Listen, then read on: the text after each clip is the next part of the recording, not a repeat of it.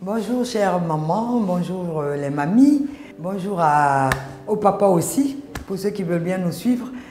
Bienvenue sur la chaîne Allo Pédiatre. Nous avons parlé la semaine dernière de la diarrhée. Je vous ai juste dit comment reconnaître une diarrhée. Et cette fois-ci, je vais vous parler des différentes formes de diarrhée et ce qu'il faut faire. Nous allons toujours laisser de côté la diarrhée du tout petit bébé qui tète et qui fait beaucoup de sel, ce qui n'est pas une diarrhée, parce que les choses s'arrangent par la suite. Alors nous avons aussi les diarrhées qui sont dues à des virus, j'en ai parlé un peu. Alors là, ce sont des diarrhées violentes, très fréquentes, avec émission de sel très liquide, des fois pas très malodorantes, mais vraiment l'enfant fait beaucoup de sel. Là, c'est une diarrhée qui est due à des virus. Nous avons des diarrhées qui sont dues aussi à des bactéries. Là, nous avons de la fièvre. Nous avons l'enfant qui a mal au ventre, avec beaucoup de maux de ventre. L'enfant qui émet des sels qui sentent très mauvais parfois. L'enfant qui émet des sels parfois avec des glaires. Et même l'enfant qui émet des sels avec du sang. Alors, il peut émettre des sels plusieurs fois dans la journée. Des fois, il émet des toutes petites sels et toujours accompagné de violents maux de ventre, accompagné de fièvre, accompagné parfois de vomissements. Donc, c'est ce qu'on appelle la gastro-entérite. L'enfant vomit et après il fait la diarrhée. Elles sont en général virales. Là, vous n'y pouvez pas grand-chose parce que là, c'est un virus. Et les virus, on ne les maîtrise pas. Mais quand elles sont bactériennes, là, on remet en cause un petit peu l'hygiène ou l'environnement de l'enfant. Donc, on sait que dès 4 mois, l'enfant, dès qu'il prend quelque chose, il porte à la bouche. Il porte beaucoup de choses à la bouche dans la journée.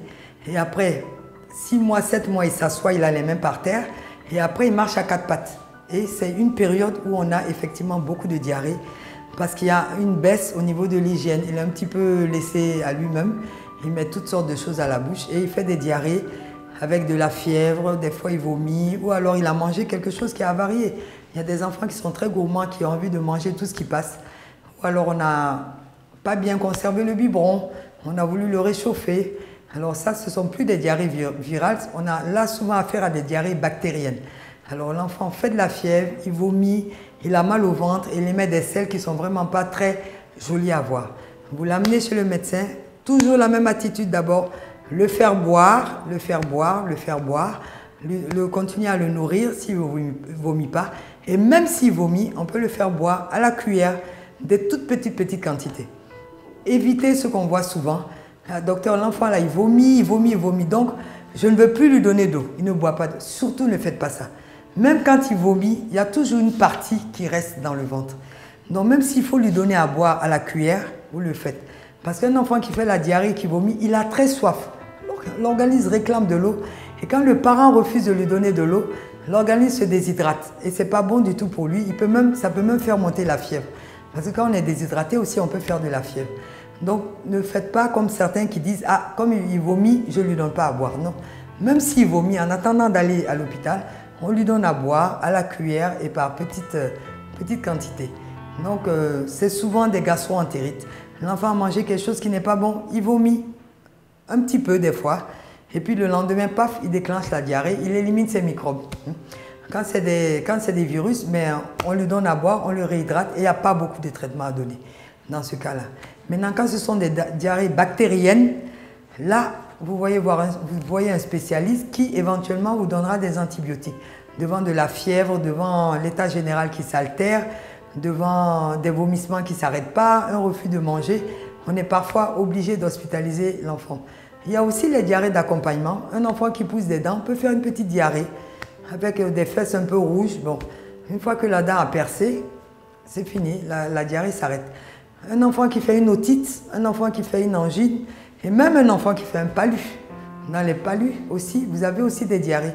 C'est ce qu'on appelle des diarrhées d'accompagnement.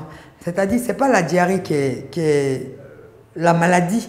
Il y a une maladie qui est une otite, qui est une angine, qui est une bronchite, qui est un palu, et la diarrhée se met dedans. Surtout quand ce sont des rhinopharyngites virales et tout ça, ce sont des virus qui atteignent aussi et on a la diarrhée. Donc, lorsque vous traitez la cause de la maladie, vous avez aussi traité la diarrhée. Je ne veux pas parler des diarrhées très compliquées dans des maladies chroniques comme la rectocolique hémorragique et tout ça, qui sont des maladies beaucoup plus graves. Disons qu'on est dans un cadre de nouveau-né sain, qui mange normalement ou qui est allaité, qui commence à aller à quatre pattes et tout ça, et qui commence à faire une diarrhée. Quelle attitude avoir devant ces diarrhées? Et qu'est-ce qu'il faut faire pour courir à l'hôpital? Mais on va à l'hôpital lorsque les selles sont très abondantes. On va à l'hôpital lorsque l'enfant est complètement apathique, fatigué. On va à l'hôpital lorsque l'enfant vomit tout ce qu'il mange. On va à l'hôpital lorsque l'enfant fait de la fièvre.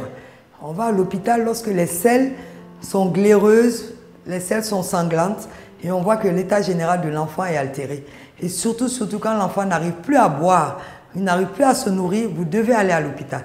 Mais un enfant qui fait 2-3 selles un peu liquides, vous le faites boire, vous ajustez un petit peu son régime alimentaire, on supprime certains fruits, on supprime certains légumes s'il est diversifié, comme les légumes verts. On ne donne plus de légumes verts à un enfant qui fait la diarrhée. On leur donne beaucoup de préparations à base de carottes, à base de riz, à base de pâtes. Mais on ne change pas du tout au tout le régime alimentaire. Il peut continuer à prendre son yaourt s'il est frais. Il mange beaucoup de pâtes, il mange beaucoup de riz, il mange beaucoup de carottes. Il mange des purées à base de pommes de terre et de carottes.